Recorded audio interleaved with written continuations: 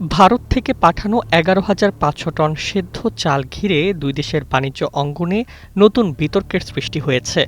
সরকার two সরকার চুক্তির আওতায় আসা এই চালের একটি বড় অংশ গ্রহণ না করার সিদ্ধান্তের পর ভারতের ব্যবসায়ী মহলে শুরু হয়েছে তীব্র আলোচনা।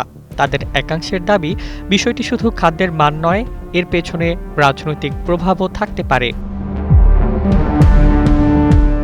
ভারতীয় সংবাদ মাধ্যম দ্য হিন্দু বিজনেস লাইন জানায়, গত ২১ জুলাই চাল বোঝাই জাহাজটি চট্টগ্রাম বন্দরে পৌঁছায়।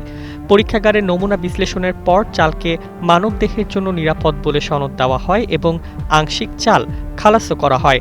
কিন্তু কয়েকটি সরকারি খাদ্য গুদামে চাল পৌঁছানোর পর স্থানীয় কর্মকর্তারা এর গুণগত মান নিয়ে আপত্তি তোলেন। এরপরই বাকি চাল খালাস বন্ধ করে দেওয়া হয়।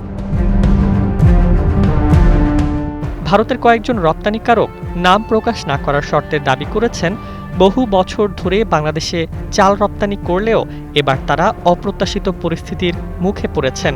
তাদের ভাষ্য, সাম্প্রতিক রাজনৈতিক পরিবর্তনের পর এমন সিদ্ধান্তে তারা বিস্মিত।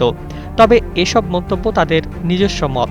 এ বিষয়ে বাংলাদেশের পক্ষ থেকে আনুষ্ঠানিকভাবে একই ব্যাখ্যা দেওয়া হয়নি।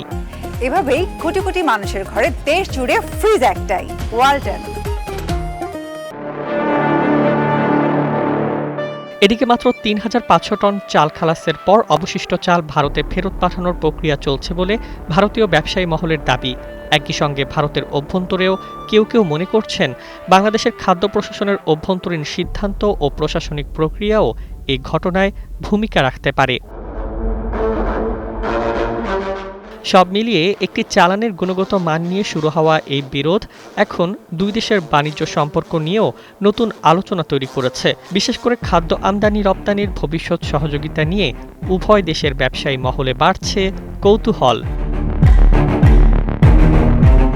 Desk report, Bangladesh bulletin.